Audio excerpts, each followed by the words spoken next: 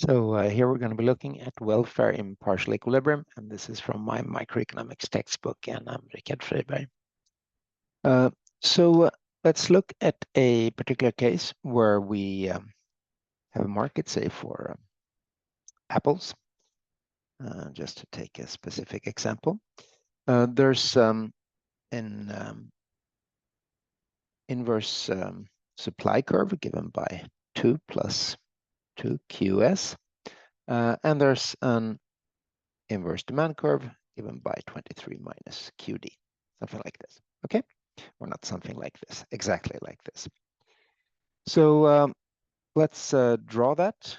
So we're going to see what's consumer service. We're going to be looking at welfare. We're going to be using measures of welfare as consumer surplus and producer surplus.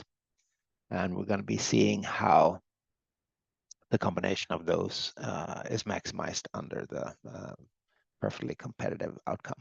Okay, so let's first draw the demand curve here. So 23 minus QD.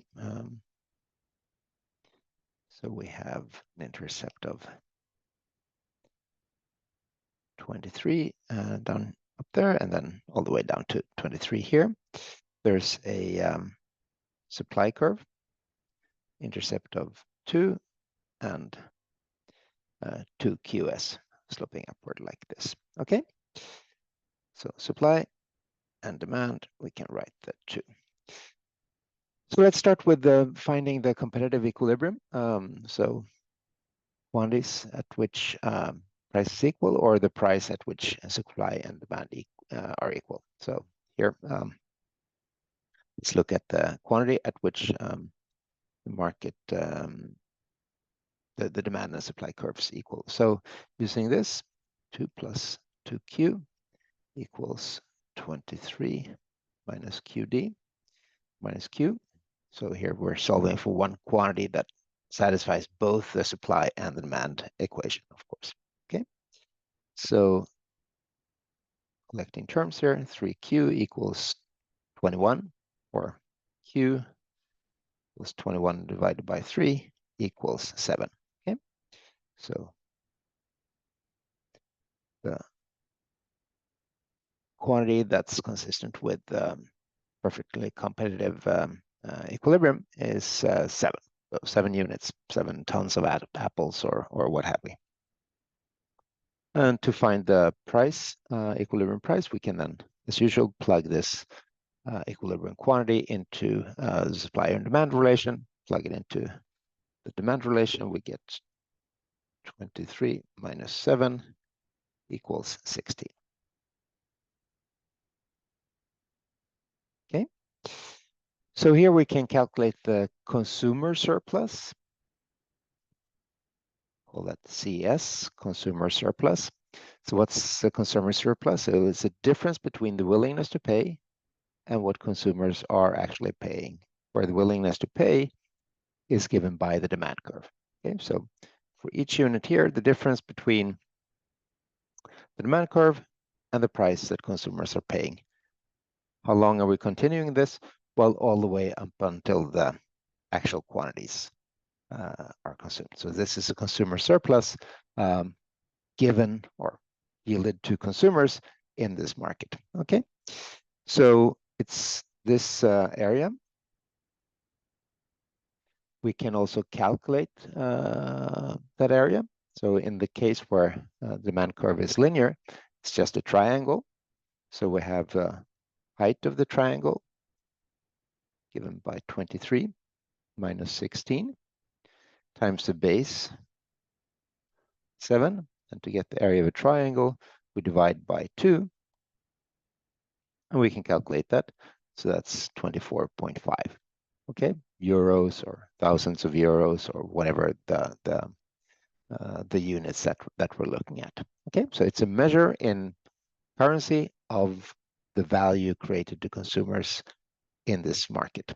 Okay, the flip side of the coin, or not the flip side, but the other part of the market, well, that's producers. What's the value created to producers from operating in this market. Okay, so here we're looking at producer surplus, the difference between price that the suppliers are getting and what they in principle would be willing to supply for, the supply curve or their marginal cost curve, in other ways. Okay, we know from before that the supply curve is equal to the marginal cost curve for the firm. So the difference between the supply curve and the price across all units up until the number of units that are produced in the market. Okay, so that as well, when we have a linear supply curve, is a triangle, and the area of that triangle has a height of 16 minus 2 times 7 as well. That's a quantity, and divide by 2 to get the area. Okay, and that's 49. Okay, so euros or thousands of euros or whatever the units are that we're looking at. So these are consumer surplus, producer surplus, and we can look at the welfare as a sum of those two measures. And it's a measure in euros of the value that's created in this market.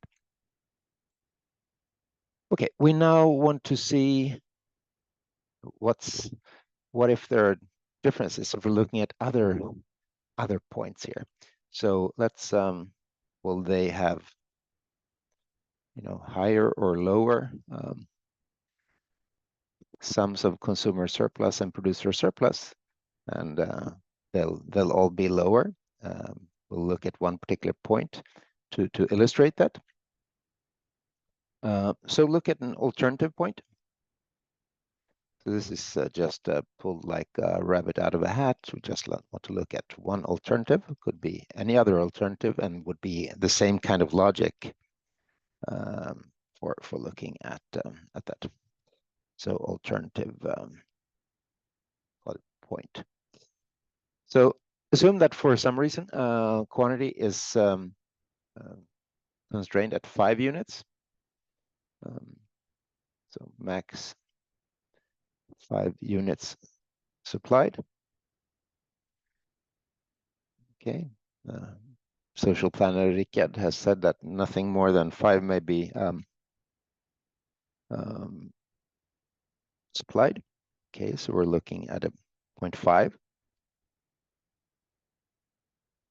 So this much is supplied. What's the price if 5 units are supplied? Well, that's given by the demand at that point. Okay, so if what's price equal to what?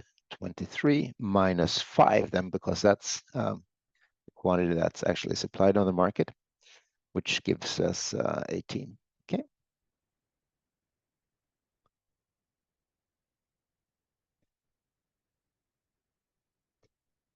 Okay, so that's an alternative point. We have 2 points here, price of 18, quantity of 5, price of 16, quantity of 7. 7, yeah. So how can we compare these two if we're looking at welfare as the sum of producer surplus and consumer surplus? So let's look at some different areas here. Maybe change colors here now just to spice things up a bit. So we can look at this alternative case where 18 and 6, 18 and 5. We can look at the perfectly competitive case, which is price of 16 and quantity of 7. And when we can look at the difference between them, so alternative minus perfectly competitive case, we have consumer surplus, we have producer surplus, and we have welfare, in this case measured as CS plus PS. Okay. So let's look at some different areas here. We have the areas A, B, C, D, and E. Okay. So A would be this triangle, for instance, bounded by demand curve and the price of 18 up until the point of 5. Okay, so what's the consumer surplus in this alternative situation? Well, it's precisely this. The price is 18, 5 units are consumed, so the consumer surplus is equal to A. What's the consumer surplus in the perfectly competitive situation? Well, the prices are 16, quantity is 7, so it's A, still there, but plus B and plus C. So the same number of units are consumed as in the alternative here, but at a lower price, which increases consumer surplus, that's area B. And in addition, there's additional consumption that is also valued by consumers, where the demand curve, the willingness to pay, is greater than the price. So that's area C. So A plus B plus C. And the difference, A minus B minus C, becomes minus B minus C. Okay, so from the consumer surplus side, consumers lose out from not being in the perfectly competitive setting here. Prices are higher and they're consuming less. Turning to producer surplus, we're looking at an alternative situation. There's area B and D. Okay, so difference between price and supply, up until what point? Up until the quantity 5. Okay, so this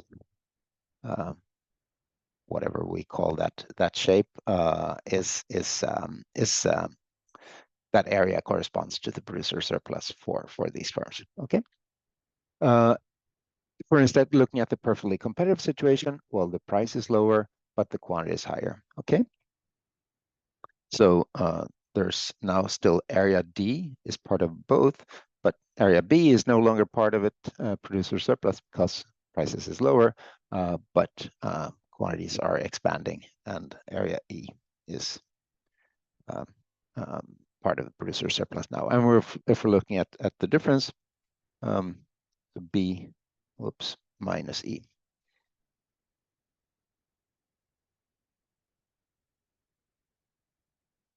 Okay, so for the firms, producer surplus is higher in the alternative by B. So that's some units are sold at a higher price. That's good for the producer surplus. But other units are not sold at all, and that's lowering the producer surplus. This is going to be a balance between those two effects. And then finally, just summarizing the consumer surplus plus producer surplus. So summing by the columns here. So A plus B plus D. So this area is the welfare, sum of consumer and producer surplus in the alternative case. Perfect competition, A, B plus C plus D plus E. So just this whole area in between. And taking the difference, this minus this, what do we have? Well, a lot of the terms are canceling, but the difference is minus C minus E. Okay, so in principle, if we're looking at comparing these two, there's some things or some differences that are just a transfer from from one side of the market to the other. So this area B doesn't affect the total welfare if we're just looking at the sum of them. But if we're comparing the two different situations, it's a transfer from consumers to producers if we move from the perfectly competitive setting to the alternative setting. So, we can have ideas about if that is desirable or not, but in terms of if we're only measuring welfare by the sum, it doesn't really matter. What does matter, though, if we're measuring welfare as a sum of consumer surplus and producer surplus, is this area C and E.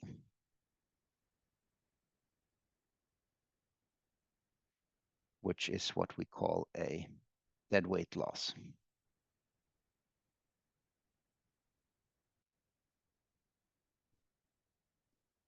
Okay, so what's going on here? Well, for some reason here, when capacity is constrained, we have a situation where there's a willingness to pay that's given by the demand curve.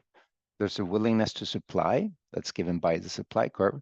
So in principle, there are gains from trade here when the willingness to pay is higher than the willingness to supply. So here we have, take here, we have consumers willing to purchase apples, say, for 17 euros. We have suppliers willing to supply apples for, say, 14 euros.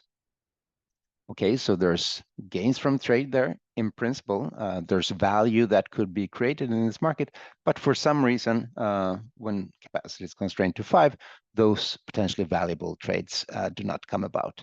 We call this a deadweight loss. Okay, and that's going to be appearing in a lot of situations further on in the book, where we look at or evaluate specific reasons for deadweight loss. Okay.